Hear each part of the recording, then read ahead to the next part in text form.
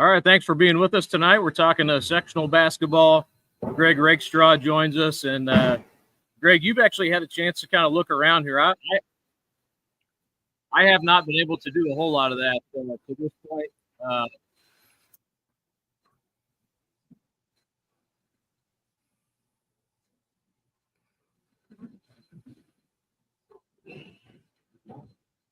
I'm sorry, I'm hearing myself go repeat myself here, but Greg, you've had a chance to kind of look around tonight. What kind of sticks out to you tonight so far? What you've seen? For the most part, is that form kind of held tonight, and even though Carmel had beaten Fishers when they got together back on January the 27th, obviously you saw it, I didn't, but Fishers got out to a big lead and just kind of held Carmel at bay the rest of the way. Noblesville game obviously wasn't a surprise. I was at Lawrence North tonight. Lawrence Central came back from two different double-digit deficits to win that game. They got down 13-1 to start the game. We're down 47-36 in the third quarter. Won that game by 6, 66-60.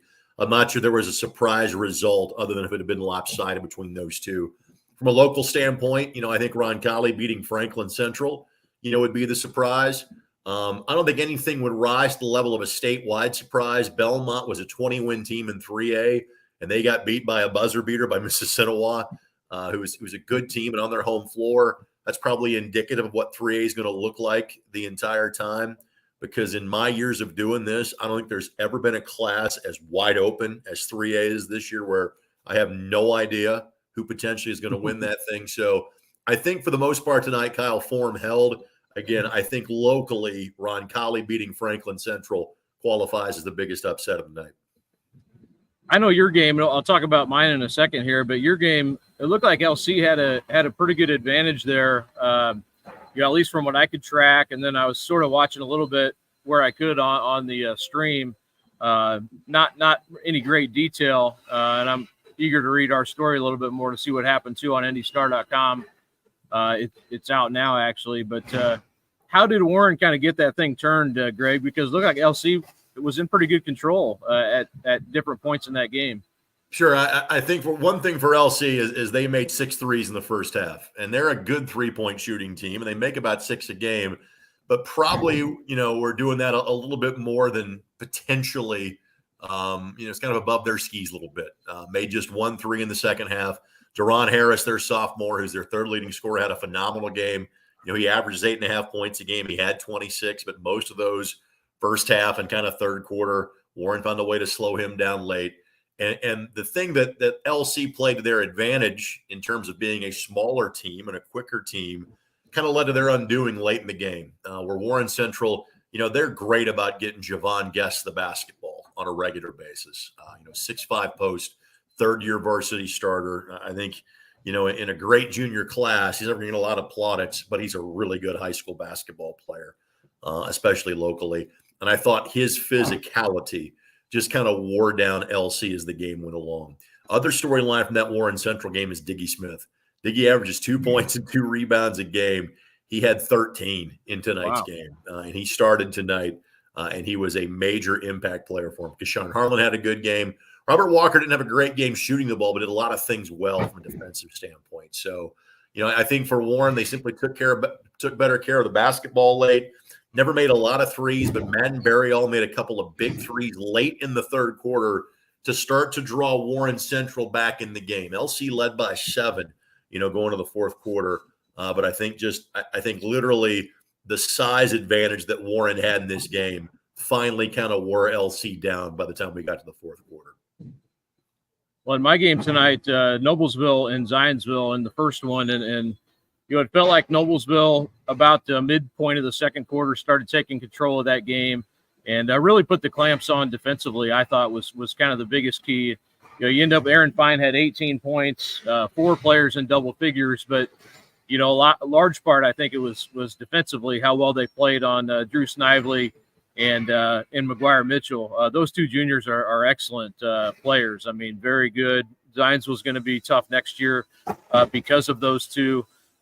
In large part, and I think it's a lot to look forward to. But Noblesville was able to kind of pack the lanes against them on the drive, and And I think Luke Etchison, I talked to him after the game. He's a 6'5" senior for Noblesville, and Scott McClellan kind of shouted him out as the scout team.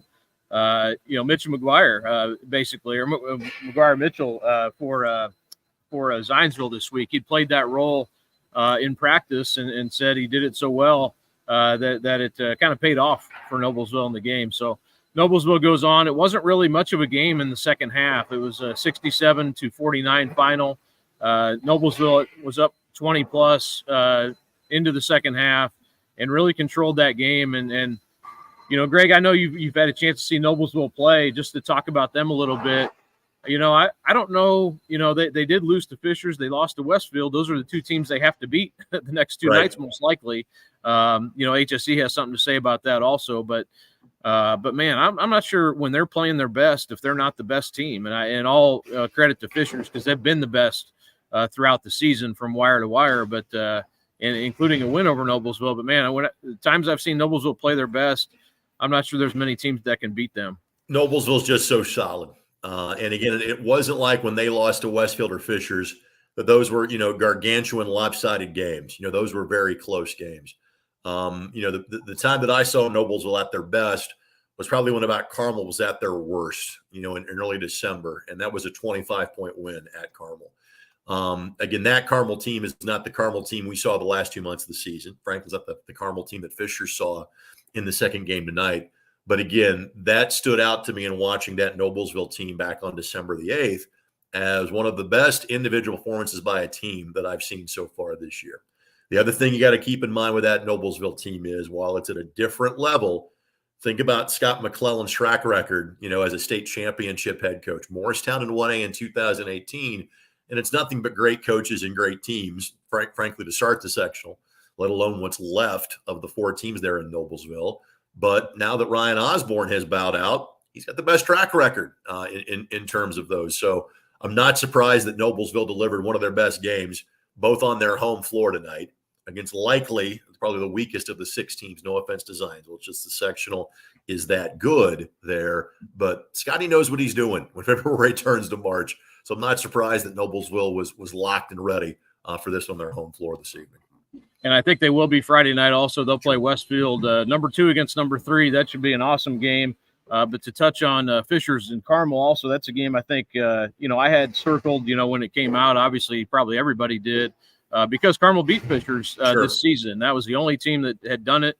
And, Fishers, I think, talking to John Anthony Hall tonight after the game, he said, hey, we saw that name come up and we were excited because, that was the team that beat us. We feel like we didn't play our best game. Carmel did play very well. And it was clearly a different Carmel team in the second half of the season than it was in the first. But Fishers came out tonight, and it was, they were on the run from the get-go. It was 12-0, 16-2 before you could even really settle in to a large extent. And I thought it was interesting. Keenan Garner had 4 points tonight, but he had 7 assists, and they kind of put the ball in his hands to make plays. And I thought that was smart. Kind of took some pressure off the guards a little bit and let him, because he can do that. He's a tough matchup because of that. And it really worked out. Millen McCartney hit a couple threes in the early going. I think, I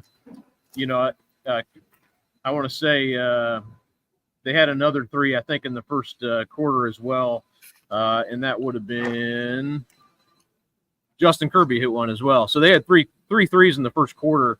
Kind of put Carmel on their heels. And I was talking to Coach Howell from Zionsville before the game, J.R. Howell, and he was saying, I think the first 4 or 5 minutes are going to be key. Whoever kind of gets the lead, Carmel's so good with the lead, and then playing from behind is a little bit tougher for them, obviously. Sure. I thought that first 4 or 5 minutes, man, it was like, here we go. Carmel's got to play from behind. It's going to be really tough, and they got it down to 8 at one point, and they never got blown out. It was a good effort by them to get back into it. But man, that. You talk about teams playing well, and that Fishers team really came out and was punching right away. And I would say this, Fishers may own the 2 best wins in the entire state this year. And in terms of just how decisive they were against really good basketball teams. So I cited Noblesville Carmel from December the 8th. How about the next day at the Forum Tip-Off Classic? I know you were there for it, but completely neutralized Flory Badunga limited into 4 points, and beat Kokomo by 20. Now, again, Kokomo's been playing better basketball as of late. They haven't faced a level of competition other than Cathedral from January the 1st on that they did before, say, going into the Hall of Fame Classic and through that. But you could argue that Fishers win is maybe one of the best wins in the state the entire year. The other game that would go through that would be the February 13th game, where they beat Lawrence North by 11. But you and I both know that was an 11-point game. That was a 20 to 25-point game for most of it. So we're talking about the teams that currently are rated 4th and 5th in the state of Indiana.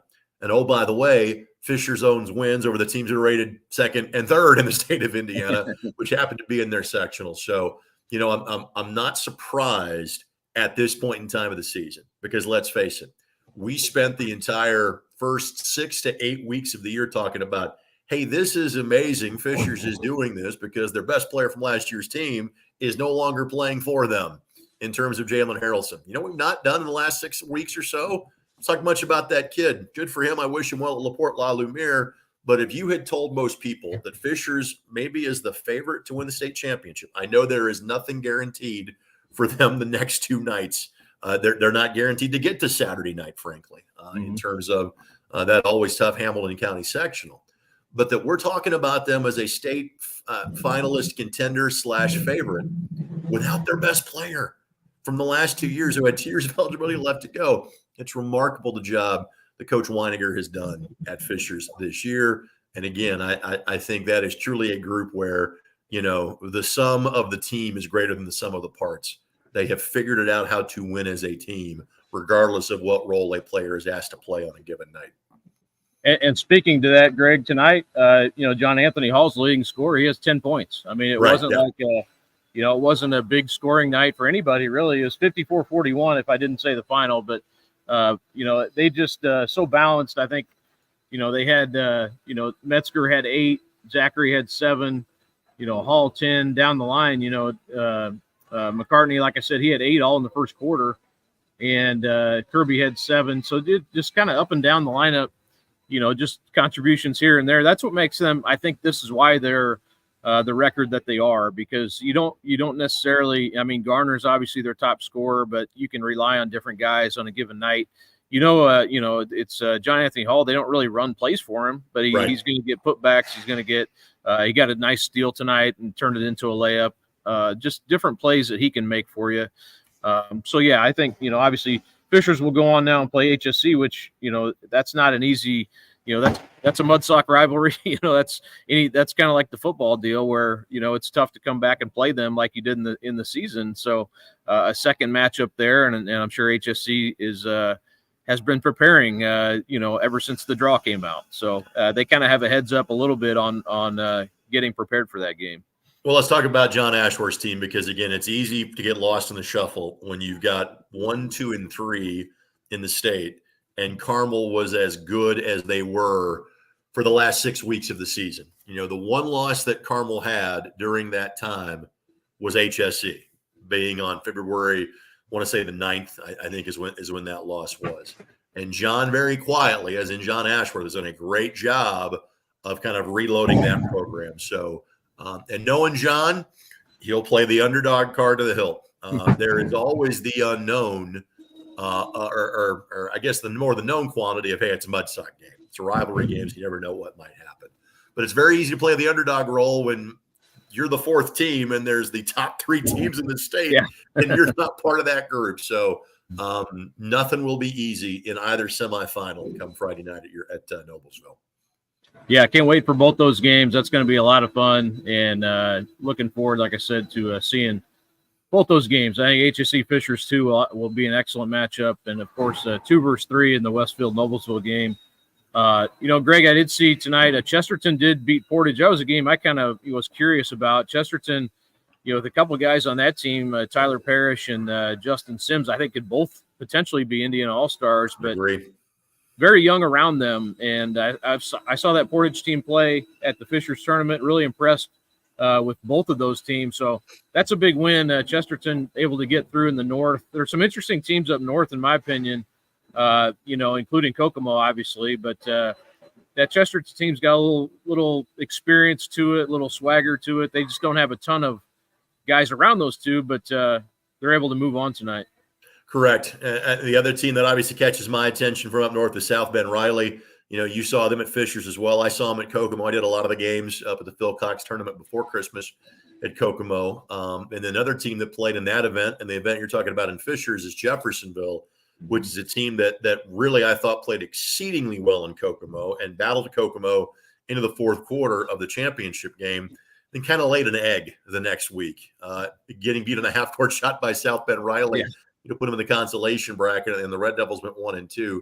But Jeff got a big winning at Seymour tonight, and this was Seymour's best team in a long time. Seymour was talking about, and the guy you're talking to talked them up in terms of the pairing show a couple of weeks ago that, hey, maybe they get to end a sectional drought. They had not won one since 1992. It's their only sectional win since 1982, and obviously they get to play nothing but home games in that building and still have not been able to pull a sectional crown. Well, that continues. And of note, when Seymour beat Jeff back in December, Trey Coleman, I think one other of their starters, did not play in that game. And obviously, you and I, because of the areas we cover, are Central Indiana centric. Both the coaches poll and the AP poll this year is very much Central Indiana dominated, and we kind of throw Kokomo in there because of the schedule they play. But if you look at the two ends of the state, I would certainly say teams like South Bend Riley, Chesterton, Jeffersonville are capable of runs. And it's weird just because of the geography of the tournament and the number of 4A teams in and around the Metro Indy area. We almost have to put Center Grove and Franklin as Southern Indiana teams, just Right, because they go, further south in the regional. So Center Grove, it took them a while to kind of go on tonight, but they dispatched of Mooresville eventually to move on. And I really think Center Grove is a team that I can kind of see playing deep into March. They've got enough seniors there. And kind of like you talk about Fishers, you don't have to key on one guy. It can be from different sources on a given night. So I wouldn't sleep on the Trojans as far as making potentially a run in the 4A tournament this year either. and they're very senior heavy. Zach Hahn's team, so. very senior heavy. So you always like teams like that Yep. that are senior heavy, and honestly, Franklin has some of that too with Micah Davis. I think that's going to be, in Center Grove will have plenty of motivation, from earlier this season. Right.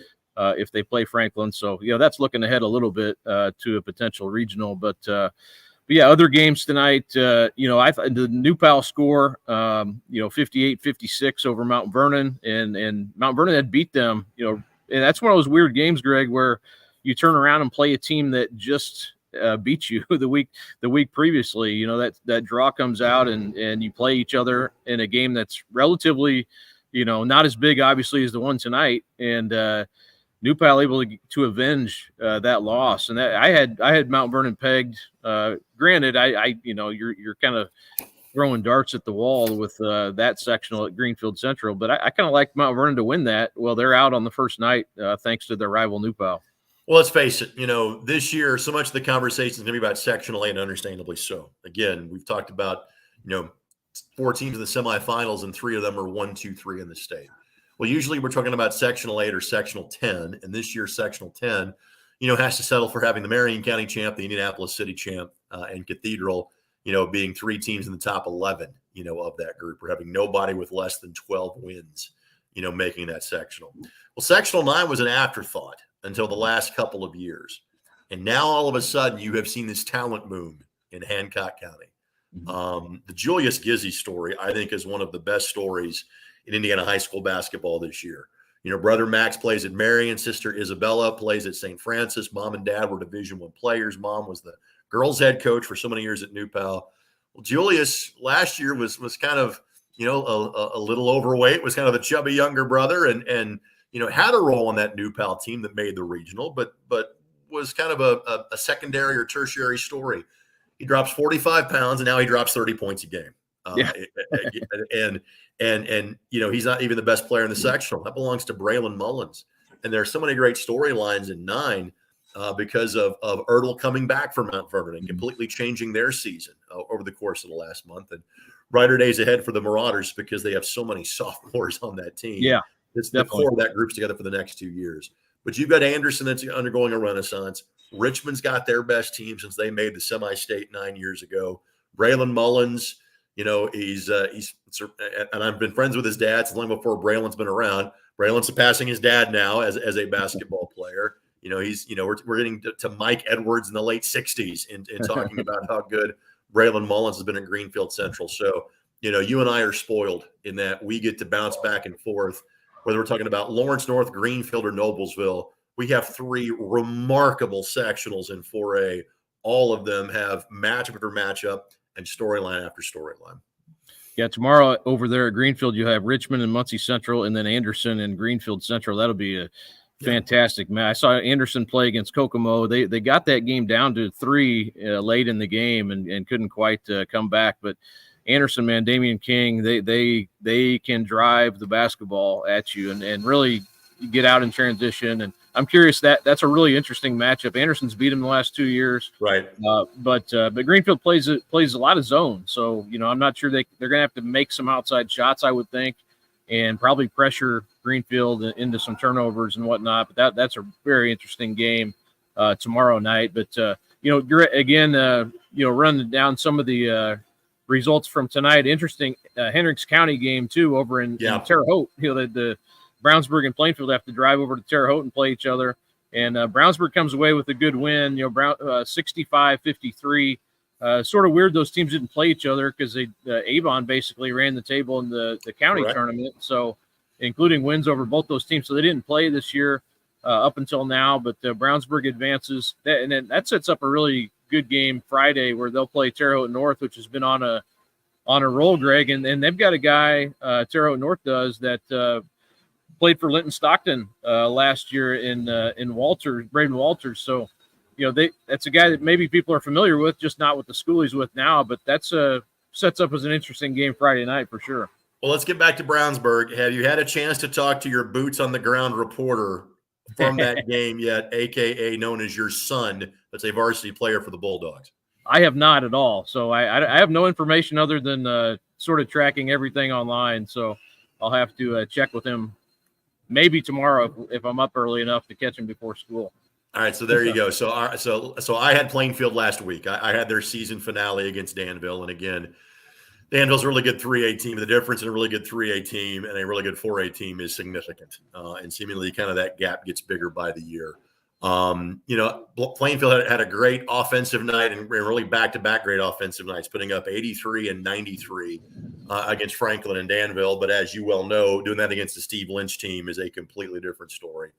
And is a unique mix for Plainfield this year, where you had 3 seniors that are all moving on to play college athletics. Colin Schmidt's going to play at IU South Bend. Eli Ellis, who was phenomenal last Thursday, going to play at DePauw. And then Caden Vanderbush going to play football at Eastern Michigan.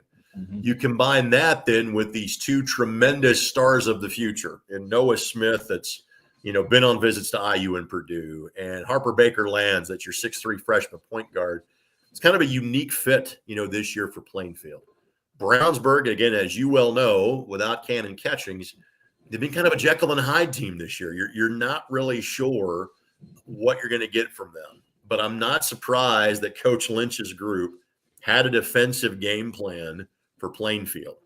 And for as much as the Mid-State Conference is improving and has improved over the last few years as the suburbs grow, as those schools get bigger, as you get more talent in those places, I do think a bit of what tonight is the difference of playing in the Hoosier Crossroads Conference versus playing in the Mid-State.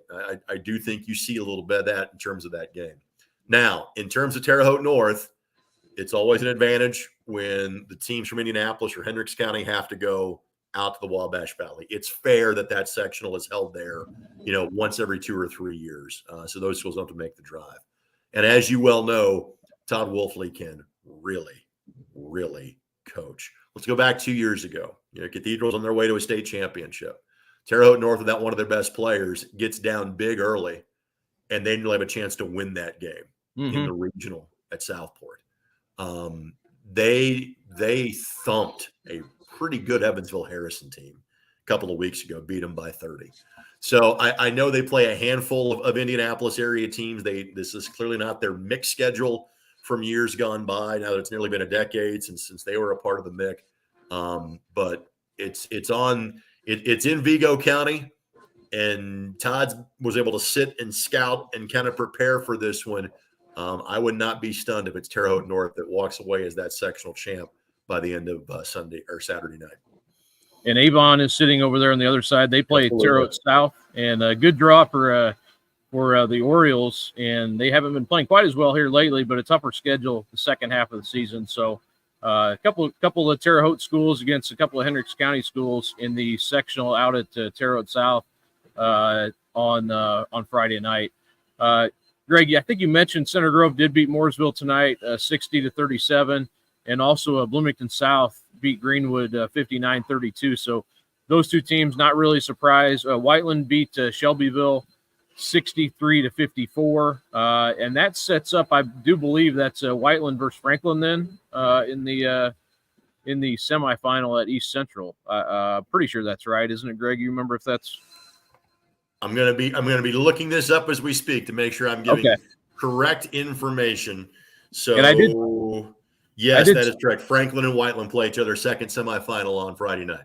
And I covered one of those games earlier this year, and it was phenomenal, back and forth, up and down game. They actually played a second game also, so I'm pretty sure they split those two. The one I covered, Whiteland actually won in the Johnson County tournament, and played great. I mean, that team pretty fun to watch when they're playing well. But Davis was nearly unstoppable, even though they beat him. So I think that could be one of the more interesting games on Friday as well. And Shelbyville's been playing better too. So Whiteland a good win tonight to beat Shelbyville, and then Columbus East beat Columbus North. So in the other first round game tonight at East Central. But Micah Davis, man, I think he's definitely locked in his Indian All-Star spot. Sure, get him his jersey. And you and I both know that this is not your average senior class. This year it's a little thinner than it's been in years gone by. And you and I get to have some on the record and off the record conversations with Mike Broughton on that subject. And I don't think I'm talking at school here when maybe a few weeks ago when normally Mike would have 8 or 9 guys locked into the team. Right now, I think that number's about 5 or 6. But of that 5 or 6, Micah Davis is clearly one of those guys. No doubt about that. And also, Greg, anything else in the Danville? Obviously, they're no surprise they win. Tri-West, I think those teams definitely on a collision course. Sure. Also, Guerin and Brebeuf, I cannot wait to see what happens there. They have a couple sleeper opponents with Chittard and Heritage Christian still out there, but you talked about 3A being wide open, Greg. I'm not sure it could be decided if Guerin plays Brebeuf at Guerin in that sectional. Those two teams are absolutely loaded and have played well against 4A competition this year. Correct. And that was kind of the tact I took when I had the Danville-Plainfield game last week. I thought the importance of that game for Danville was that playing a team like Plainfield would replicate if they saw a Guerin Catholic or Brebeuf Jesuit. And part of the reason why I have kind of, gone when people have asked for a state finals pick in 3A, I've said Brebeuf, just because I think they've got one of the best players in the state in terms of Evan Haywood going to Butler. You could argue in 3A the best player is Trent Sisley of Heritage Hills. I'm not sure exactly what he's got around him, at this point. I think there's better talent for Brebeuf. So I would agree. Whomever comes from that potential matchup, I think clearly is the favorite the rest of the way in 3A. Yeah, that'll be a fun one. And obviously, Guerin made it last year. They made it out of that sectional and then made it all the way to the state finals. So, I mean, it's been done before. Jack Cherry came back he missed a bunch of the season due to injury from football. And when I covered the Brebeuf Guerin game, I think that was the second game back. So he's obviously still rounding into shape and certainly better by now. But man, Brebeuf is tough. Guerin's tough. That'll be a lot of fun in that game. Also, just wanted to mention too at Beech Grove tonight, Crystal House beat Ritter. That's a really evenly matched sectional. Also, I thought maybe the winner of that game, that could be interesting. I thought Ritter maybe had a chance if they could win. Crystal House beats them, and then Purdue Poly also beat Speedway. So Purdue Poly moves on, and I don't really know who the favorite is in that sectional, but I think Purdue Poly, maybe slightly. I don't know though. It's pretty wide open there. I would say this of note: Indianapolis, Washington has not won a sectional since they reopened. So the last time they won a sectional was 95. That's the Jack Owens team that played in that remarkable regional at Hinkle that year in 1995 that Ben Davis came out of, and that Ben Davis beat Washington the year that it was closing. They would reopen 10 years from now. So there is a historical opportunity for the Continentals if they can get wins on both Friday and Saturday night. And I'm always looking for the story. I don't care who wins. I just want the story. That would be a great story. That would be a great. And with George McGinnis's passing this year, just another. And it's one of those programs too that it's got a great history, and it's fun to see when they're good again. They're much better right now than they've been. So it's fun to see the Continentals back to relevancy. Another game, just real quick, Greg, and I'll wrap it up here, but. Sure. Mishawaka Marion tonight was pushed by South Bend, Washington. That Marion team, they've been a perennial. We talk about 3A being a little bit. I would put them in that category too of potential teams that could make a run. And they were pushed. I don't know how that game came down exactly. Just a 4-point win for Marion though, and they get by Stephen Reynolds in South Bend, Washington. I would say this: you want stories, and maybe it's again because I've got the pairing show stats still in my brain from a couple of weeks ago. So look for teams that could potentially end droughts. So I referenced the fact that Seymour, is going to continue their sectional drought. It's been 33 years. North Posey won tonight. It was a close game at halftime. They have not won one since either 66 or 67. Clinton Prairie didn't play tonight, but they have a chance to win their sectional in 2A. It's at Central Catholic, which has been kind of the end of the line for them. And then they beat Central Catholic last year. Carroll got them in the sectional final. Prairie has not won one since 1982. So kind of keep that in mind in terms of some of the better storylines across the state as we get to not just tomorrow night for the 7 or 8 team sectionals, but when semifinal Friday night commences 3 nights from now. Well, we mentioned tomorrow night, and where will you be headed, Greg? Which sectional do you have tomorrow? So my ISC crew is going to be at Lawrence North all week, but I take one night off. I've got college basketball tomorrow night. So I've got IUPUI Milwaukee. So John Herrick and Pete Smith will have the action. Free stream on ihsatv.org, as all sectional and regional games are. Game number 1, Attucks and Tech. Game number 2, Lawrence North and North Central. And again, just a reminder, while Lawrence North, I think they've got to be the favorite or at least co-favorite, tri-favorite in that sectional. They played North Central twice in 8 days. The first was in the Marion County tournament, and Lawrence North largely had their way with North Central that night. They then turned around and played 7 days later as a 2-point game. So North Central isn't a team we've talked a lot about this year, but for what it's worth, they beat Attucks when they played them at the end of November, very early in the season. In fact, it was Attucks season opener, and they played LN within 2 points the second time around. So that will not be easy for the Wildcats tomorrow night, even though it is going to be on their home floor. And that's where I'll be as well. And I did just a little insight. I talked to Devontae Smith-Rivera the other night. He was out at Ben Davis Tech game watching, and he thinks those North Central boys are going to be ready. His brother is Poppy Rivera, obviously, and he said they're locked in. So I guess we'll find out tomorrow for sure. But he feels like they got a good thing going there. And you never know. North Central is one of those teams that, like you said, I mean, they're a little bit all over the place, but when they're really playing well, they can give you problems. And Lawrence North, as we've seen, hasn't always, correct. Late in the season, they've been a little bit off. And I still think, honestly, Greg, I talk about Noblesville and Fishers, but you put Lawrence North in that category too with Sure. When they're going their best, they can beat anybody. And I'll say too, I think the teams in the sectional play their style a little bit more. So I kind of think they're going to get through it because of that reason. But I don't feel strongly about it. Right. For sure. So there's not many teams this year. It's the opposite of last year where we go it's this team in 4A, it's Ben Davis. This team in 3A, it's Northwood. I'm not sure other than in 2A and Brownstown Central that exists this year. And part of the reason we say that about Brownstown Central, I really think there's 1 or 2 teams in the entire southern half of the bracket that can beat them. Mm-hmm. One of them is Providence in their own sectional, whom they beat by 13 or so when they played back on Thanksgiving weekend.